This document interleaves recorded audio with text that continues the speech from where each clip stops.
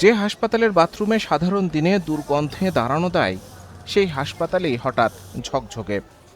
যে ড্রেনে ময়লা আর বদ্ধ পানি জমে থাকে, সেখানে ব্লিচিং পাউডার ছেটানো হলো মুহূর্তেই। প্রশ্ন উঠেছে, স্বাস্থ্যমন্ত্রীর সফর কি সত্যিই আকস্মিক, নাকি আগে পৌঁছে গিয়েছিল খবর? কুষ্টিয়া জেনারেল হাসপাতাল ঘিরে এখন তুমুল আলোচনা। স্বাস্থ্য ও পরিবার কল্যাণ মন্ত্রী সরদার মোহাম্মদ সাখাওয়াত হোসেন বুধবার সকালে আকস্মিকভাবে কুষ্টিয়ার 250 শয্যা বিশিষ্ট জেনারেল হাসপাতাল পরিদর্শন করেন। সকাল 10টার দিকে হাসপাতালে পৌঁছে তিনি বহির্বিভাগ, জরুরি বিভাগ, বিভিন্ন ওয়ার্ড, রান্নাঘর, প্যাথোলজি, এক্স রে কক্ষ এবং র্যাবিস ভ্যাকসিন কেন্দ্র ঘুরে দেখেন।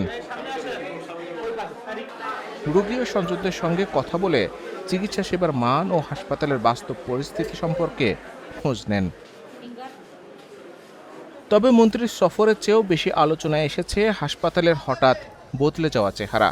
স্থানীয়দের অভিযোগ, পরিদর্শনের মাত্র 1.5 থেকে 2 ঘন্টা আগে শুরু হয় ব্যাপক পরিষ্কার পরিচ্ছন্নতার কাজ।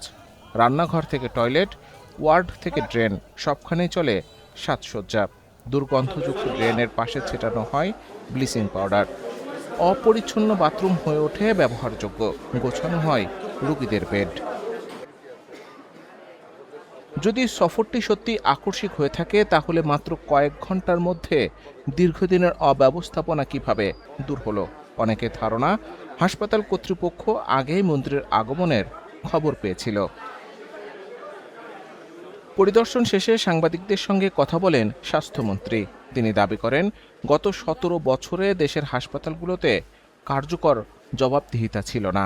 গত 17টা বছর আপনার এই হাসপাতালগুলির উন্নয়ন কল্পে কোনো কাজ হয়নি, কোনো অ্যাকাউন্টেবিলিটি ছিল না কারো।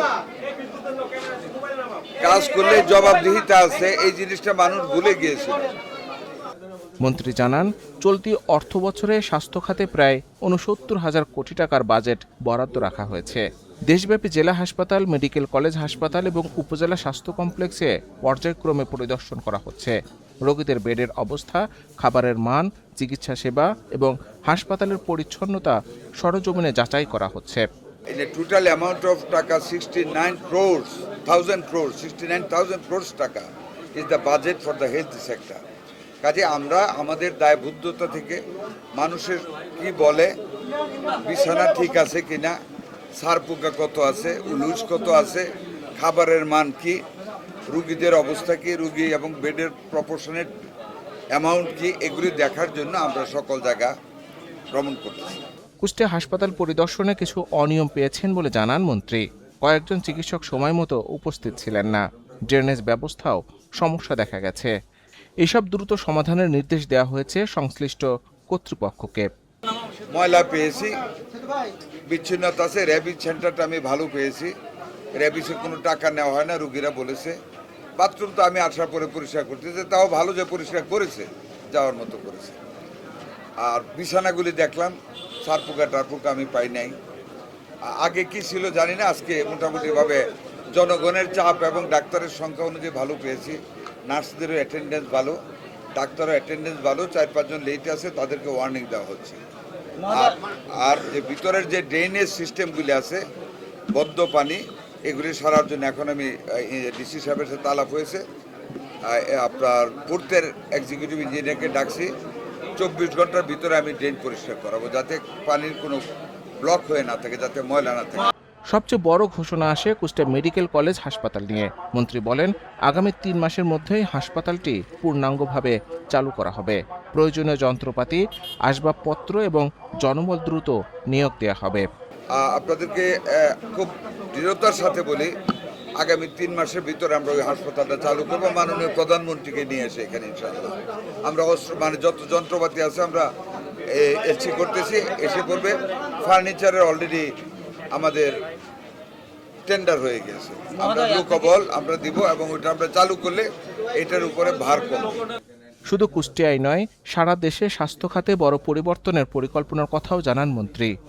চীনের সহযোগিতায় 20টি আধুনিক হাসপাতাল নির্মাণ, 4টি এয়ার অ্যাম্বুলেন্স হেলিকপ্টার সংযোজন, 5,000 নতুন চিকিৎসক নিয়োগ এবং 1 লাখ স্বাস্থ্যকর্মী নিয়োগের পরিকল্পনার কথা তুলে ধরেন তিনি। বিশেষ করে নারী ও শিশুদের স্বাস্থ্যসেবাকে অগ্রাধিকার দেওয়ার ঘোষণা দেন। 362টা হাসপাতালকে আমরা 31 এবং 50 থেকে 101 শয্যায় রূপান্তরিত করতে যাচ্ছি এবং সেই মর্মে কাজ শুরু হয়েছে। আমরা 20টা হাসপাতাল করতে যাচ্ছি সারা বাংলাদেশে চায়নার হেল্পে G2G সিস্টেমে। এর মধ্যে 2টা হাসপাতাল হবে 1500 বেডেড, এগুলি হবে specially for the women and their babies.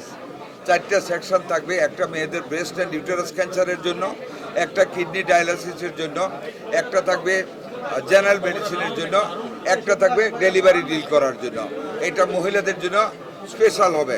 প্রত্যেকটা হসপিটালে 3 থেকে 5টা মডার্ন অ্যাম্বুলেন্স থাকবে, 4টা হেলিকপ্টার আনা হচ্ছে মুমূর্ষ এবং অত্যন্ত সিরিয়াস রোগীদেরকে ঢাকা শহর নিকটস্থ বড় হাসপাতালে ঝট করে যাতে নিয়ে যাওয়া যায়। 3টা হেলিকপ্টার থাকবে, অত্যাধুনিক মেডিকেল ফ্যাসিলিটিস সহ। আমরা সেটাও করতে যাচ্ছি ইনশাল্লাহ। কুষ্টিয়া সিভিল সার্জন কার্যালয়ের নিয়োগে অনিয়মের অভিযোগ সম্পর্কে কথা বলেন স্বাস্থ্যমন্ত্রী। তিনি জানান, দেশের বিভিন্ন স্থানে পাওয়া অভিযোগ তদন্ত করে প্রয়োজন হলে নিয়োগ বাতিল করে পুনরায় পরীক্ষা নেওয়া হবে। আচ্ছা, পরীক্ষার বিষয়ে এইটার বিষয়ে আমি জানি না। তো অনেক জায়গাতে কমপ্লিট পেয়েছি, অনেক জায়গাতে আমরা বাতিল করে দিয়েছি, নতুনভাবে অ্যাডভার্টাইজমেন্ট করতে বলেছি। তবে সব আলোচনা ছাপিয়ে এখন একটি প্রশ্ন ঘুরপাক খাচ্ছে জনমনে। মন্ত্রী আসার খবর যদি আগে না থাকে, তাহলে মাত্র 2 ঘন্টায় কিভাবে বদলে গেল কুষ্টিয়া হাসপাতালের চেহারা? আপনার মতামত কি? কমেন্টে জানান। আর এমন সব গুরুত্বপূর্ণ ও অনুসন্ধানী প্রতিবেদন সবার আগে পেতে চ্যানেলটি সাবস্ক্রাইব করুন।